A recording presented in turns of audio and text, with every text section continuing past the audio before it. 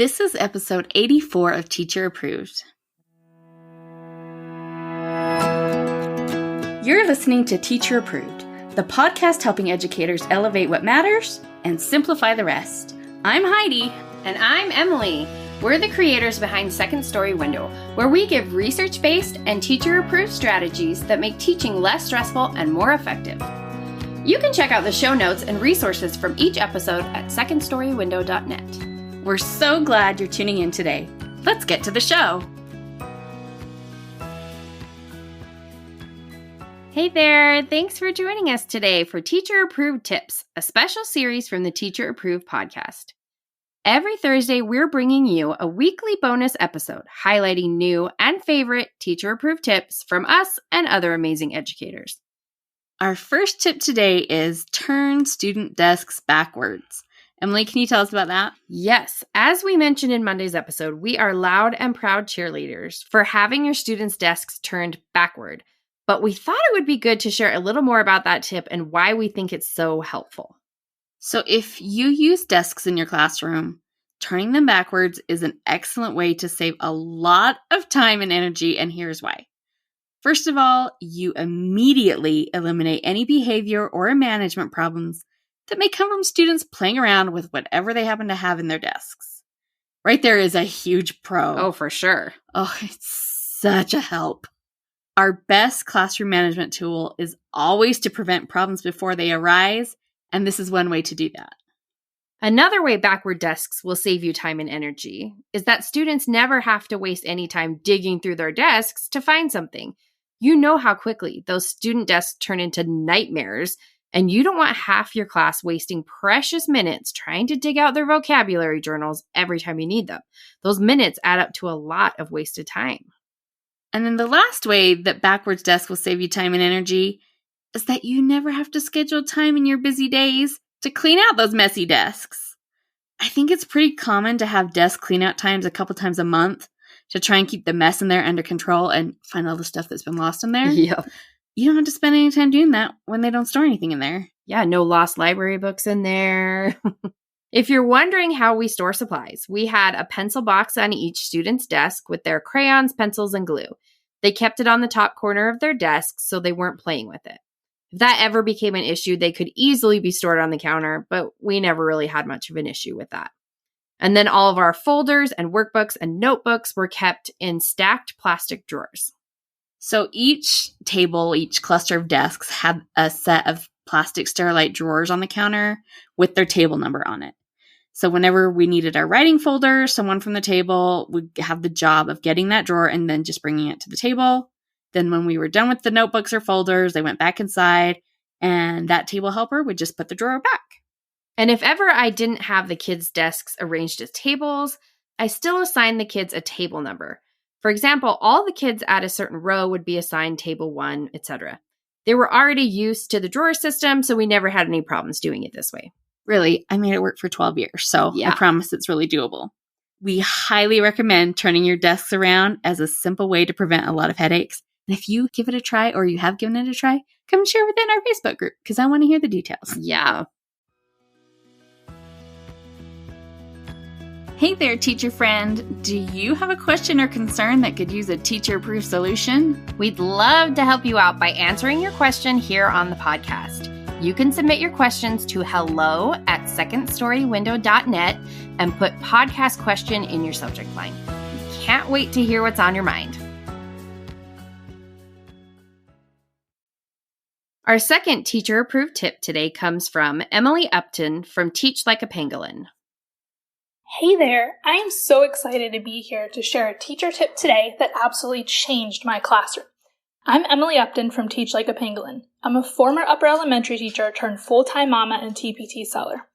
Today, I want to share some tips with you to help you incorporate SEL into your daily routines without losing a ton of instructional time.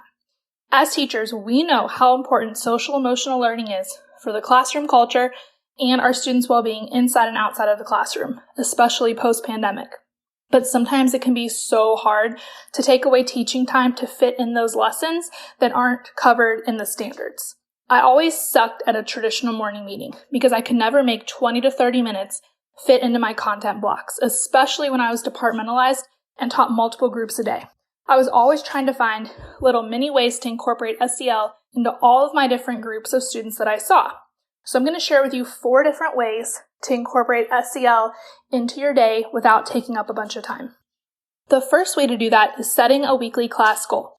This could be something that you need to work on as a class, like too much blurting out, or it could be something related to make your school community a better place, like random acts of kindness, or a strategy like a calm down strategy for when you're feeling angry or frustrated. So each Monday, my class and I would set a goal together, and then we would check in on our progress throughout the week. Sometimes that would be a quick thumbs up or thumbs down rating of how we were doing individually with our goal. Sometimes we would turn and talk to make a plan for a random act of kindness that day, or to share a strategy that we used when we were frustrated the previous day. This would take 5 minutes or less and help us all work towards a common goal, which really fostered a sense of community. If the goal was measurable, like reducing blurts to 5 times a class period, we would track our progress each day.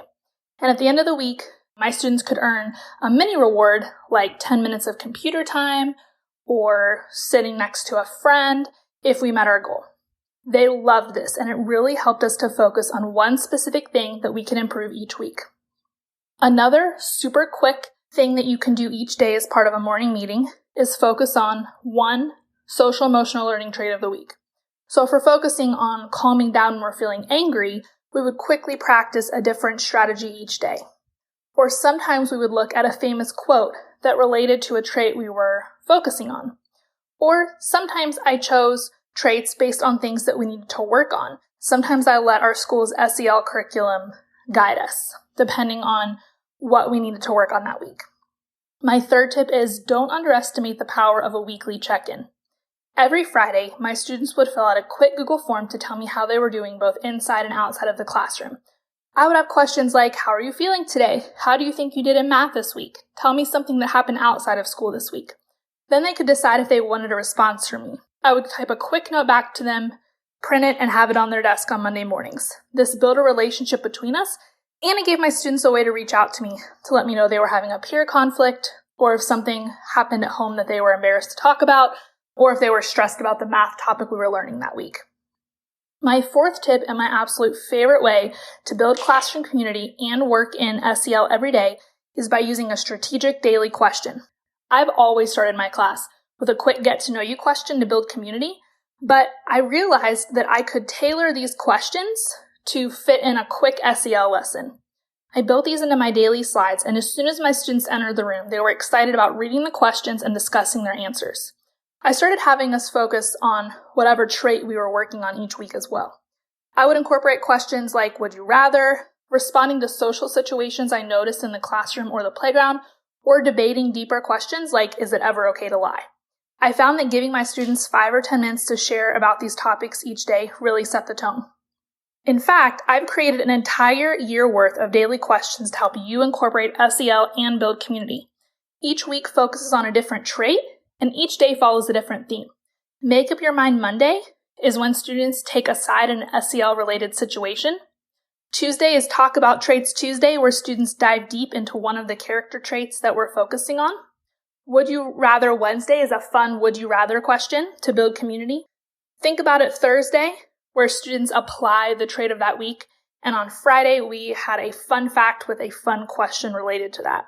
I found this to be the perfect mix of fun and serious questions to guide my class discussion every morning.